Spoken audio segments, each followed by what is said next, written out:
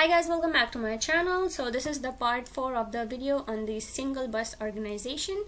Okay, so in this one we're covering the load memory instruction.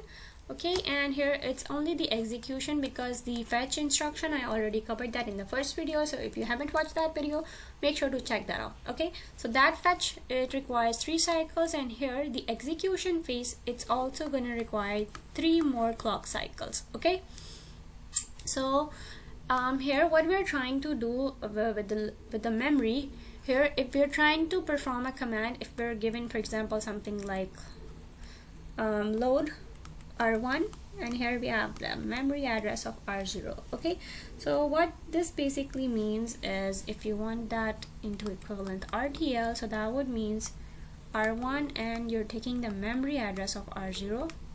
Okay, so if you still don't understand, so let me try to explain it into simple terms. So this basically means load into register 1.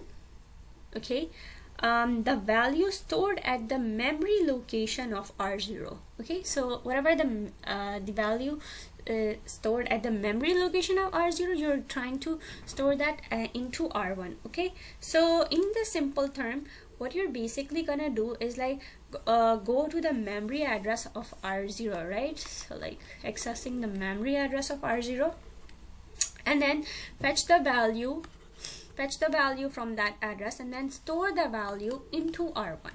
Okay, and so what are the steps when we're trying to like fetch the value from the address? Okay, so remember MAR is used to read from the memory, right? So what are we going to do since we want to access the memory address, right? So here what we're going to do, we're going to enable this R0. Okay, and then the R0 content, it's gonna be go into the bus and then into MAR. Why MAR? Because MAR is used to store the memory address, remember? Okay, and it can read from the memory, right? So that's why we're gonna store it into MAR, and then afterwards we're gonna perform the read operation, and after we have read from the memory, we can go ahead and place it into MDR, and then from the MDR, because MDR can read and write both, right? So from MDR it's gonna be placed back into the R1. Okay, so that's pretty much the idea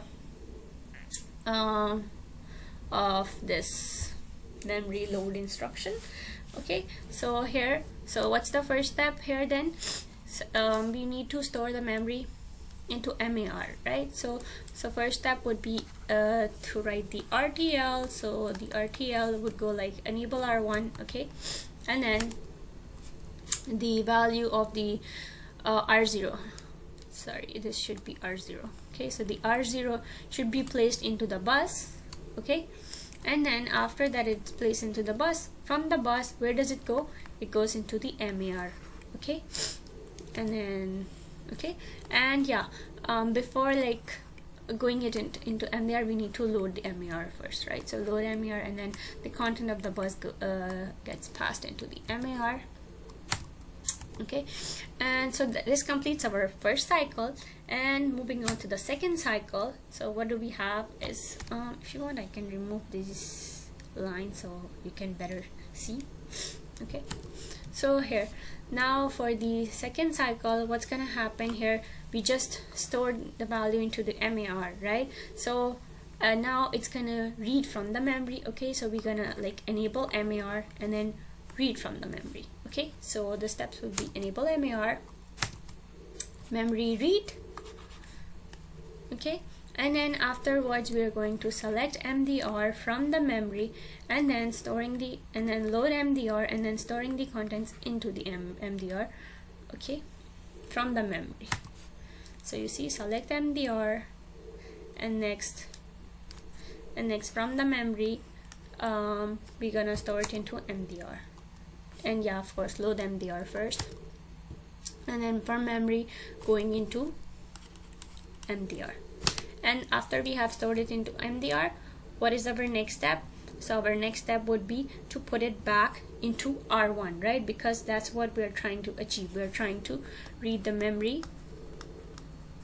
of R0 and storing it into R1, right? So now this completes our second cycle, and for the third cycle we are simply going to enable MDR and then placing the contents back to R1.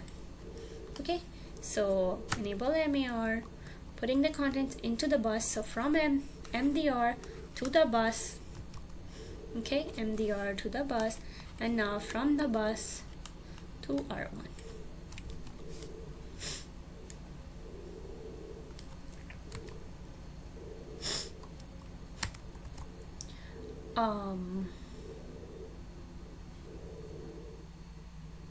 I think there's a mistake over here.